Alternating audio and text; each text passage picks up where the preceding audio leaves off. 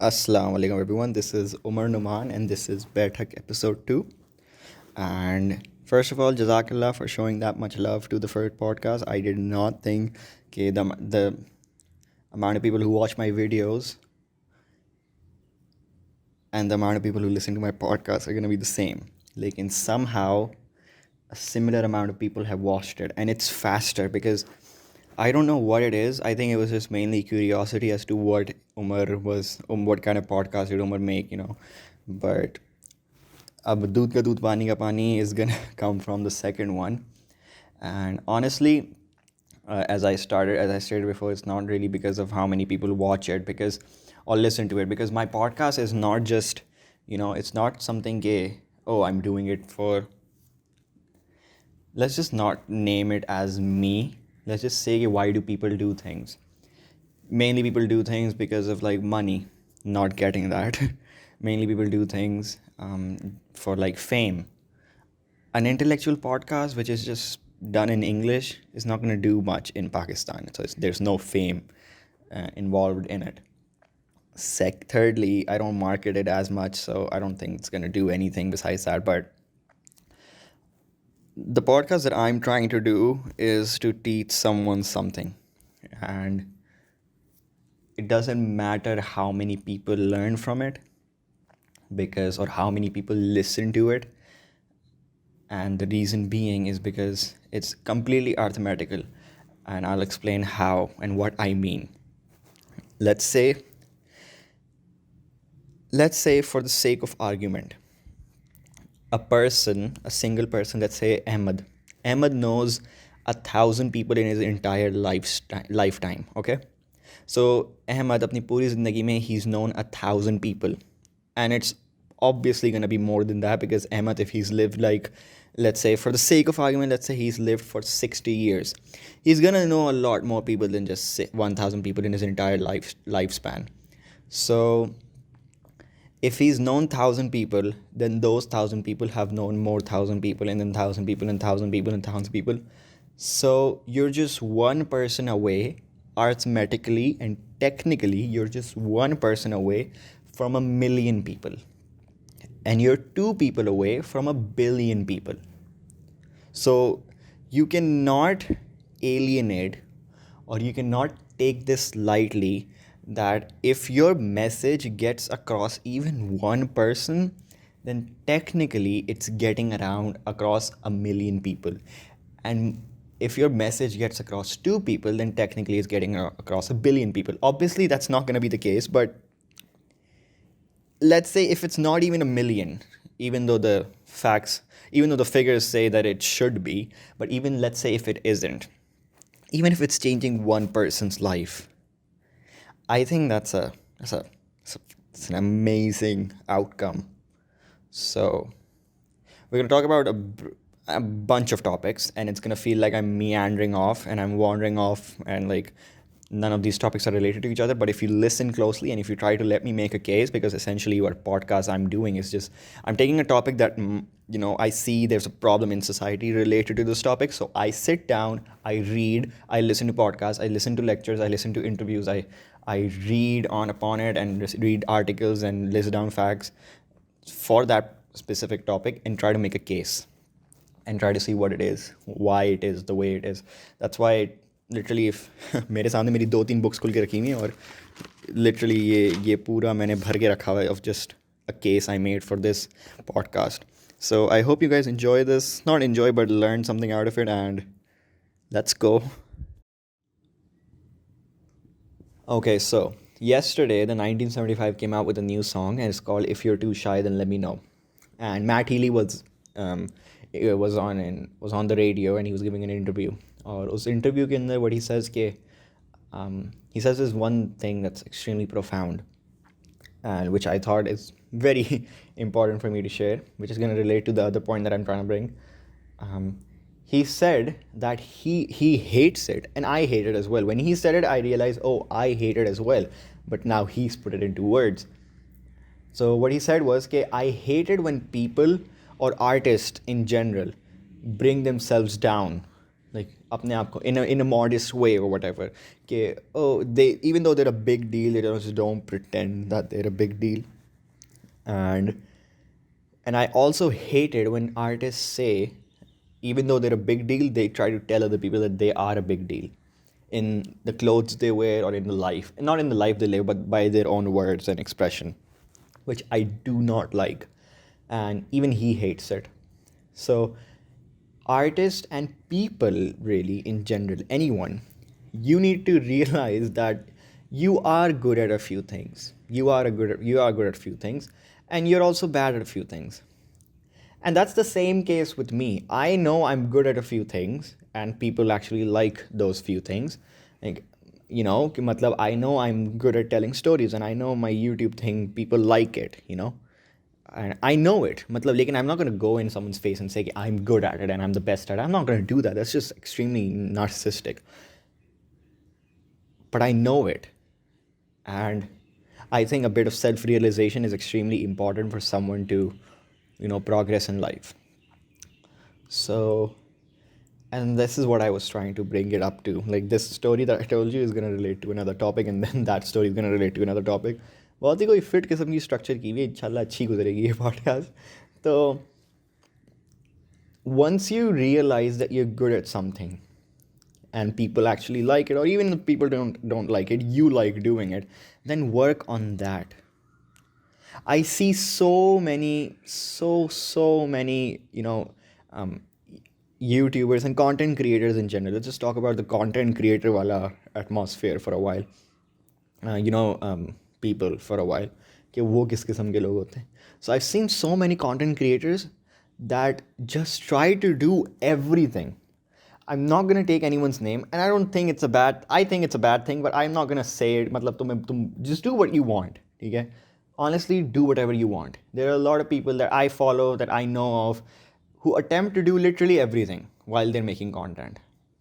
They don't just stick in one domain, which is good for them. If you enjoy it, do it by all means. But here's the thing. Here's why you shouldn't do that. And because I started looking at it and I was like, maybe I'm just too insecure with myself that I can't do everything. Maybe I've internalized that I'm not good at a lot of things. That's why I'm not doing a lot of things. Maybe that's the case. Maybe you're the one who's at fault.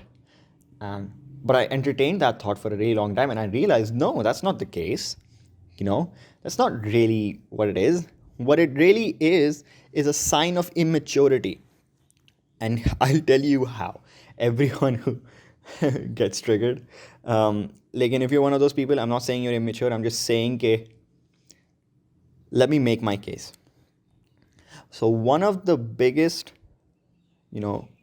important parts of growing up is sacrifice. Sacrifice in the sense that one of the most, hard-hitting truths of life is realizing that you can't do everything. Like, you have to pick a career, you have to pick a side hustle or a side business of sorts, you have to pick a wife, you have to do all of these things. You can't just do everything. You can live the life of that John Bilzerian or whatever the guy's name is. You can live a life like that, but that's such a meaningless life. Like, I don't know why people like that sort of, like, there's this girl surrounding you and there's no proper connection you have. There's no human connection. There's no, if you're a fan of him, I'm not hating on you, but I'm just saying that part of growing up is sacrifice. And one of that sacrifice entails is that you need to pick a job, you need to pick a career, pick a profession, and strive hard at it. You can't just keep on doing everything. So if you're making content and you're making YouTube videos, don't just try to do everything. Don't just say, oh, if I can make, videos on YouTube, I can also make Instagram comedy. If I can make Instagram comedic videos, I can also do TikToks. If I can do TikToks, then I can also, if I'm lip syncing songs, then I can also write songs. If I can write songs, then I can also make songs. If I can make songs, then, if I can sing, then I can also produce. And if I can produce songs, then technically I'm a producer, then I can also produce a movie. Like, that's not how things work. You're good at few things and you're bad at a lot of things.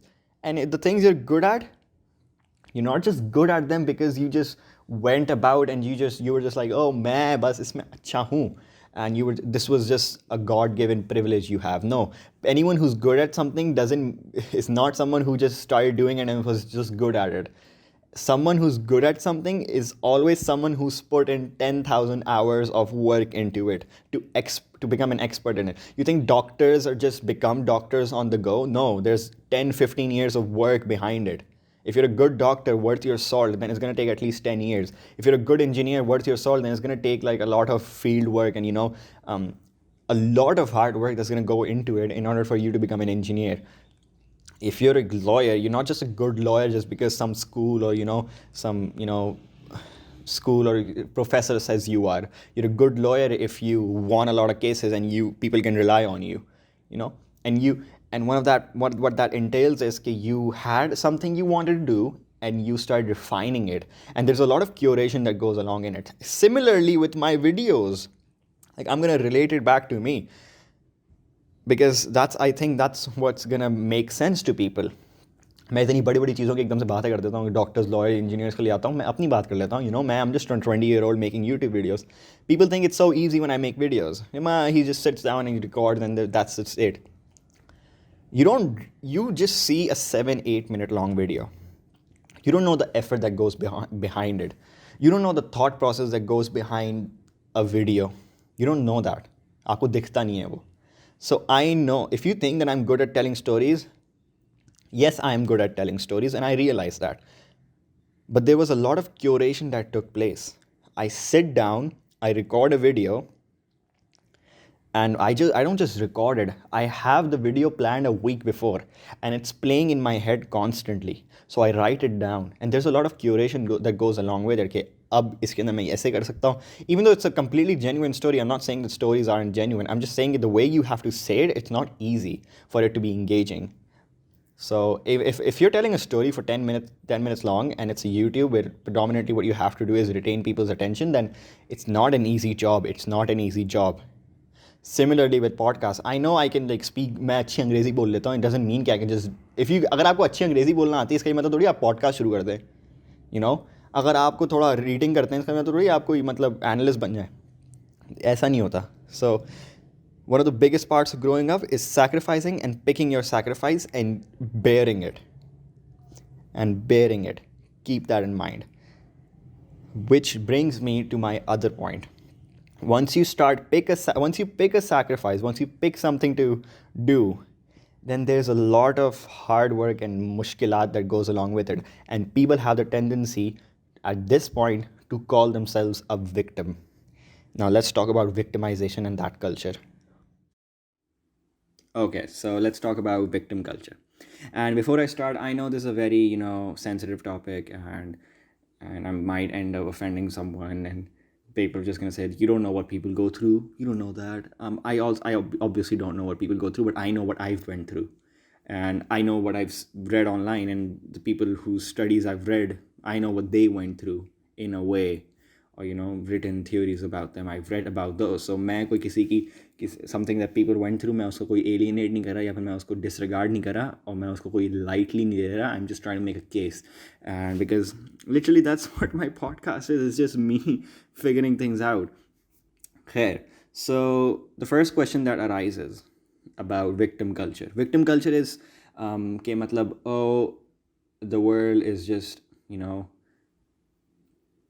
people who start believing that we're just oppressed and we're just victims and we're completely victimized, and the world owes us something. And mostly मैं उस territory में तो जाऊँगा ही नहीं, the ideologues or social justice warrior types जो उस पे बैठे हैं Twitter पे, who just say whatever comes to mind and don't think about it, and pseudo intellectual types. But मैं उनके बारे में बात नहीं करूँगा. लेकिन you see this going around on the internet a lot, and not only on the internet is just a very small part. Is you see this in real life. People get offended by the smallest of things, and people victimize themselves constantly. And I'll tell you why that's so attractive, and then I'll tell you why it's so bad to do that. Okay, so why is this victim narrative so attractive? Matlab, why is everyone so fixated on the fact that we're victims, feel sorry for us? So I'll tell you a story okay, why people do that, and try to make a case for that. So the story goes कि back in like September 2019 I was cancelled on Instagram. ठीक है, the worst time of my life, बहुत बुरा हुआ था. Most of it was on my own accord. मेरी गलतियाँ थी, and the other foot dropped and the other shoe dropped. Foot नहीं, क्या हो गया मुझे? But at that moment I could have just said, oh, I'm a victim of people online and they're just bullying me. I could make that narrative up. I didn't make that narrative. I didn't do that because I was brutally, completely, in a way, castrated. I was castrated online. Matlab, everyone online was coming at me, and my girlfriend left me, my best friends left me, my friends left me. People were writing rumors around. And here's the thing with the internet is just, you do one thing and then people exaggerate and completely make up lies and they just put it out there. And so how do you deal with that is, I'll tell you how you do that, but not in this podcast. It's going to be next. Kabhi aage aayegi, main samjhaunga what happens if an entire mob of people comes after you on the internet. So what should you do? Because there might be times when that happens. Lekin when that happened to me, what I did was कि I completely stayed away from the internet. I deleted my accounts. मैंने बिल्कुल ही दूर हो गया था. मैंने अपने accounts वगैरह हर चीज़ delete कर दी थी. And I was focusing on myself and trying to make myself better. I sat down. I was on a trip in Islamabad. I literally took a flight, came back to Karachi, and I sat down with my parents, told them what happened, told my sister what happened, even though they already knew, and literally had a conversation. What went wrong? What is so brutally wrong about me that so many people started hating me, and took the necessary measures that were supposed to be taken. I'll tell you what I did आगे जाके, like I'll आगे podcast के अंदर. लेकिन at that moment I was not completely away from the internet. I was obviously going on Instagram, going on Facebook, because people were telling me what's happening, and even not on my own account, but like on my mother's account or on my sister's account, I was seeing what was happening. And I found out that the people who were around me, the people who I used to call my best friends at times, मेरे जो सबसे अच्छे दोस्त थे, even my partner, जो भी मेरे सारे दोस्त थे, what they started to do essentially was started making other people feel sorry for them. And this is where I thought a lot went wrong. Because here's the thing, that's victim culture. Why that is victim culture is because, and that's not even victim culture in its essence. Victim culture would be you were victimized, आपके साथ बुरा हुआ है and you were a victim of something, and then okay, so मेरे साथ बुरा हुआ है, so you're deserving of compassion. A victim is deserving of compassion, and a victimizer is deserving of a punishment. Okay? But let me get this completely right, because this is very difficult this took me a while to understand. But here's the thing, if you're a victim and then you're deserving of compassion, and if you're a victimizer, then you're deserving of punishment. But I would say that you can make a case for the fact that if you're a victimizer, you're more deserving of a punishment than a victim is deserving of compassion. Okay? And Friedrich Nietzsche said कि beware of those people in whom the urge to punish is strong. Stay away from those people, because those people, they work on emotions. That's what they do. Stay clear away from those people. कि मतलब जो बुरा होता है या बुरा होता नहीं है, and they come to like, okay, अब क्या करना चाहिए इस बंदे के साथ? We should punish him. And that leads to a lot of corruptness. You might think you're doing the right thing by punishing someone who's a victimizer, but you might not be. You need to sit down and realize that what you're doing might be wrong, even though the person you're punishing might be a victimizer, but you care. So I saw matlab, all these people on the internet who were my friends essentially, they were posting stories and they were posting videos and all of these things online, explaining to other people how they were a victim. बुरा मेरे साथ हुआ है, ठीक है, बुरा मेरे साथ हो रहा है, victim बाकी पूरी दुनिया बनी हुई है. So you see how I'm not pointing out anyone, ठीक है. This is not me a call out for people who wronged me in the past. This is not that at all, ठीक है. No one's supposed to get mad. I'm just showing you, I'm just relating everything to my life in a way, because that's the podcast. It's issues that bother me, and me trying to figure why they bother me. That's literally it. So I realized, okay, what are these kind of people? Are they just pathetic individuals and coward people who just want other people to feel sorry for them? Why is this victim culture narrative so attractive? It took me so long to understand that, and the answer was completely, किसी ने ऐसा लग रहा था कि मेरा ये answer मेरे मुंह पे थूका है, because that's how in your face this answer is. The victim narrative is so attractive because it is true, because it's true. Why is it true? Because life is just unfair. Life is unfair. That's the truth. And I mean, you could list down inadequacies you have. आपके साथ बुरा क्या क्या है? You're not as good looking as you could be. You're not as smart as you could be. You don't have that many opportunities. You weren't born in a billionaire's household. And society is a harsh judge. You're constantly judged by your parents, by your friends, and your friends leave you, your friends betray you, the girl you liked might have just broken your heart. So you are a victim, and it's true. That's why it's so attractive. That's why everyone's on prancing around and saying, oh, we're a victim, hame feel sorry for us. Not only that, there's a proper amount of bad luck that comes with your life.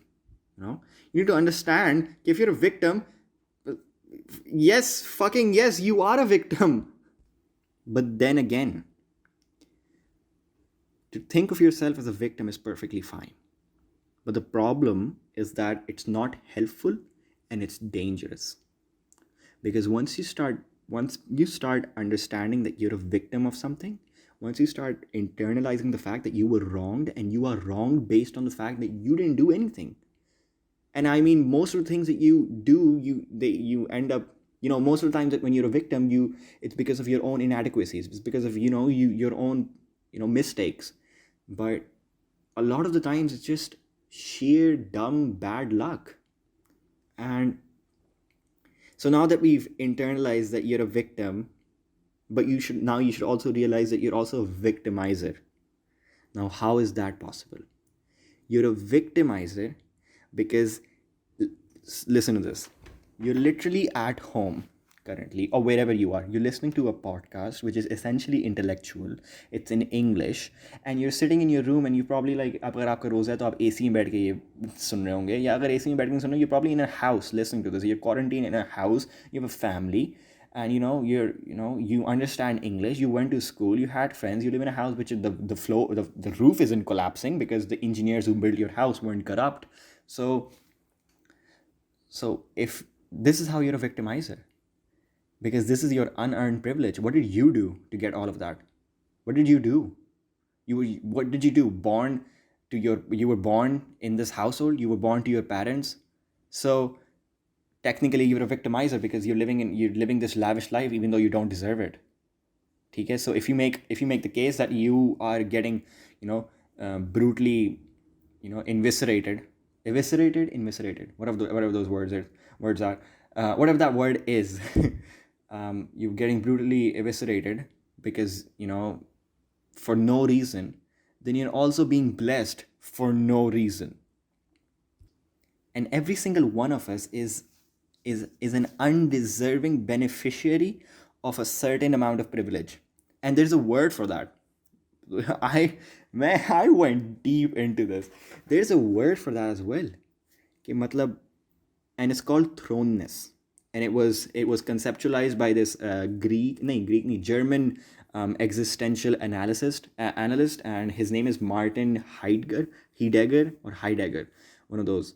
So he came up with the word called thrownness, that you're just thrown into this world, into these opportunities, into this household, and that's your unearned privilege of sorts. And you could even make the same case about IQ. And IQ has a major genetic component in it.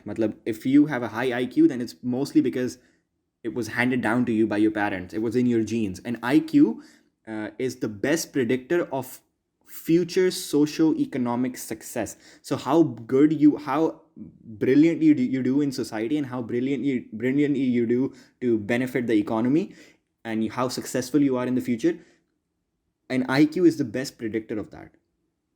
And your IQ is based off of your genes, mostly, majority part of it. And matlab, if this isn't like your unearned privilege, and if this isn't you being a victimizer to other people because you were born to people who are smart, then I mean, I don't know. I mean, IQ can be altered. Matlab, in a way, ki your parents can't alter it. Balke, let me just rephrase that. IQ cannot be altered. It cannot be augmented. But your parents can suppress it, but they can't change it. So I literally, and here's another thing. Here's another part of research that I did. In the US Army, if you have an IQ below 83, an average IQ is from 85 to 120. If you have an IQ below 83, then you cannot take part in the US Army. And that is literally 10% of the population of US. So 10% of the people in the US cannot be part of the military because their IQ is below 83 and they have nothing to do with it because they were born with it. They are victims, but they can't just sit around and just whine about how they're victims because, okay, so you have these bunch of opportunities and you have these bunch of inadequacies. So what do? You sit and whine about it? No. So what happens when you nurture this thought of that you're a victim and everyone out there is completely just to get you? What happens? What happens is that you nurture it into vengeance to the point where mass murderers come into place. Mass murderers come into being, or serial killers come into being, and abusive fathers come into being, or all of abusive mothers, even all of these just shitty human beings come into existence once they internalize the fact that they're victims and they can't do anything about it. So even though it's extremely कि मतलब heavily violent log ban jate hain, which in a way when you see it, it looks like they're very brutal and you should be scared of them. But in a way, those people were cowards enough that they couldn't deal with their own problems or their own shortcomings or their own inadequacies or the fact that they were victims of something. They were so scared of dealing with that they got so enraged and they changed their thoughts into becoming extremely vengeful and start taking out on the other people. And the way they did that was by killing other people and by murdering and raping. And Carl Panzram, I was reading about this one serial killer. He went through a shit ton of problems in his life. Like, we can't even imagine the amount of problems he went through. He was the most vengeful killer of the 20th century. What he went to rehab when he was a teenager. When he was a teenager, he went to rehab. Or udhar jaakar, he went there, he was raped there, he was brutalized there, he was, completely betrayed by the people he put his trust into. And then he came out of it and he was just he was basically a killer, he became a killer. He raped about a lot of people, just a bad person in general. So, you could either be that or you could be this person that I'm going to talk about. Or you could be, and I know this is going to sound extremely, I don't know, cliche, but this fits perfectly. When I was writing this case down, I was like, who was that one person who was who's brutalized to the point where you just see कि मतलब what a man, मतलब क्या इतना बुरा होने के बावजूद there is good present in you? Like, how is that a possibility? And I'm pretty sure if you're listening still, it's Prophet Muhammad, peace be upon him. And the stories. All of the story. Taif ka waqiya. All of these stories. You know what Abu Jahl did. The social boycott. All of these stories. And he was a victim. His dad died. His mom passed away. His peace be upon him. His chachu passed away. His other chachu completely hated him. He was stoned constantly for believing in something. He was a victim. You could make the case. So the Prophet, peace be upon him, was the most. His kids died. Kept on. He was given. He had Allah Taala ने उनको बेटे दिए और उनका इंतकाल हो गया.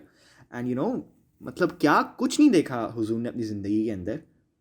He was a victim. You can make the case that he was the most victimized victim there is.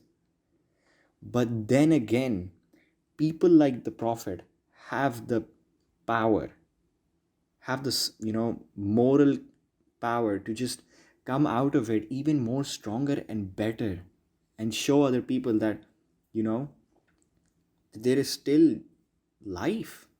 There is still, you don't have to be a bad person if bad things happen to you.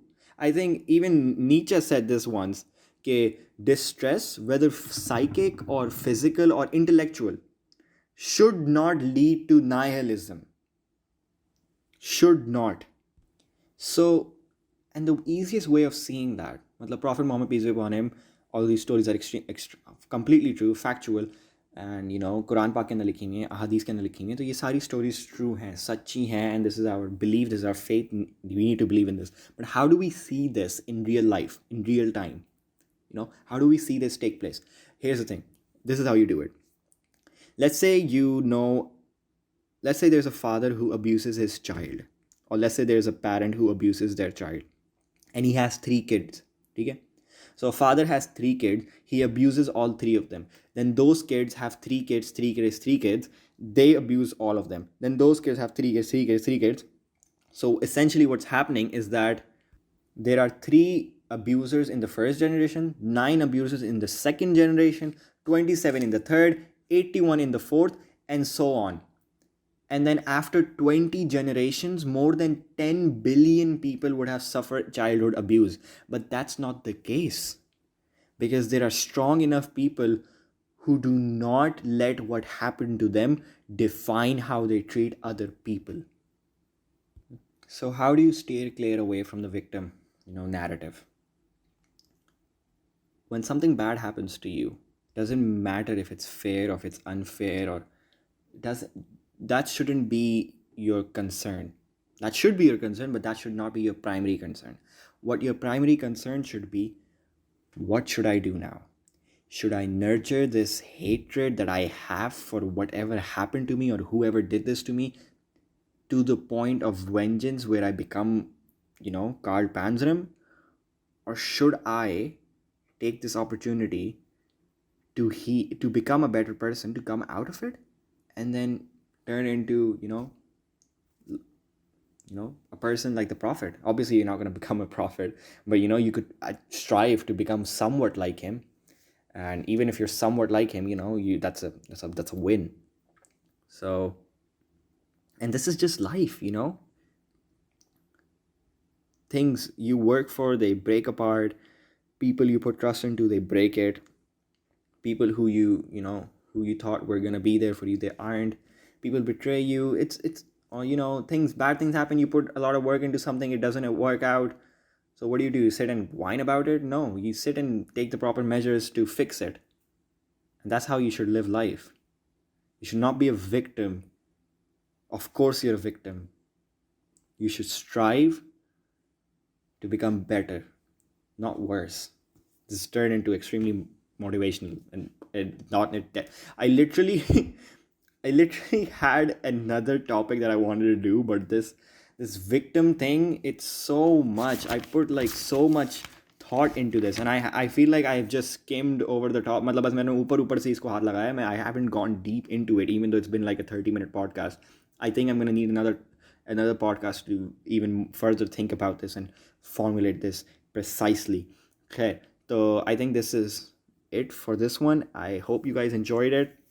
I hope you guys, even if you're a victim, we realize that you can bond with other people over the fact that you're a victim or something. But I hope you come out of it. I hope you're happy, and Ramzan Mubarak to everyone. And don't be a victim, and don't be a victimizer. Strive for better. क्या क्या बकवास. Okay, Allah Hafiz. Yeah.